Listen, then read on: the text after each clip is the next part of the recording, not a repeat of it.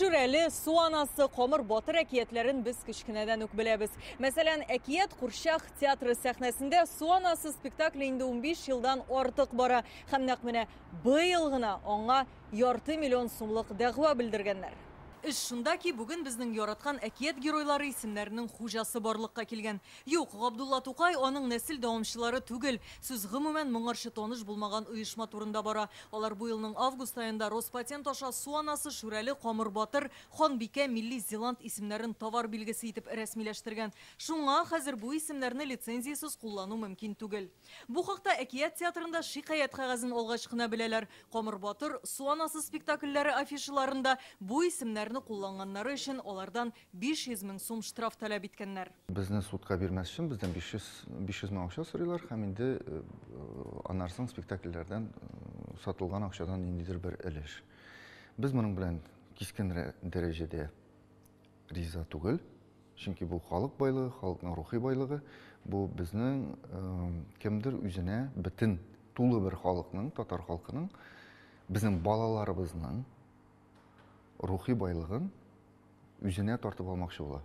Татарның рухи байлыгына кул сузучылар национальные игрушки җәмгыяте булып чыкты. Аларның сайтында товар билгесе булып рәсмиләштерелгән 7 сүз теркәлгән. Шүрәле, Түбәтәйле Каз, Кар кызы, Су анасы, Қомыр Батыр, Милли Зеланд, Ханбикә. Хәзер шушы сүзләр закон нигезендә аларның милке булып санала. Кибет, спектакль, китап яисә товарны әлеге исемнәр белән атыйсы килүчеләр башта лицензия сатып алырга тиеш. С нами связались представители театра. Безнең белән театр вәкилләре элемтәгә чыкты. Без аларга булай дип аңлаттык. Спектакль анда катнашучы геройларга безнең шикаятьләребез юк. Шулай ук әдәби персонажлар, китап геройларына да дәгъва белдермибез, әмма безнең рәсмиләштерелгән товар билгеләре бар. Бүген әкият театры аларны лицензиясыз, димәк, хокук бузып куллана. Безнең шикаят шуннан гыйбарәт. Спектакльләрдәге Су анасы, Қомыр Батыр образларына дәгъвабыз юк. Афиша һәм билетларда безнең товар билгесен куллануны дөрес түгел дип саныйбыз. Законно используется сам товарный знак наименования в бренде. Монда таяк ике башлы булып чыкты. Бер яктан карасаң, оешма хукук бузмый, товар билгесен Роспатентта рәсмиләштергән, үз милкен лицензиясыз кулланучыларга дәгъва белдерә.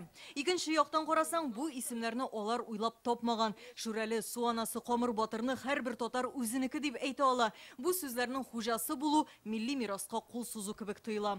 Шаушу уяткан яңалыкны депутатлар да, Мәдәният министрлыгы да үз контроленә алган. Роспатент белән хәзер элемтәдә алар әйтәләр, бүген Россиядә, Татарстанда гына түгел, бу бөтен Россиядә хәзер ул аерым термин бар, патентный тролль. Минемчә, ул бездә генә түгел, Россиядә дә законнарга үзгәрешләр кертергә кирәк. Бу патент ул Курчакка түгел, ул ниндидер товарга түгел, ул сүзгә бирелгән. Ул минемчә ул дөрес түгел.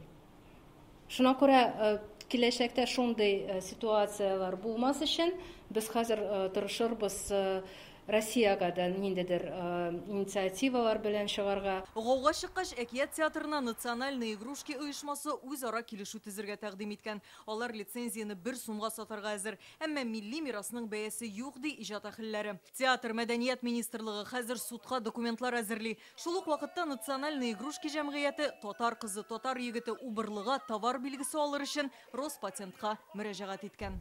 Алия Хайретдинова, Гадел Мендубаев, Яңа Гасыр каналы.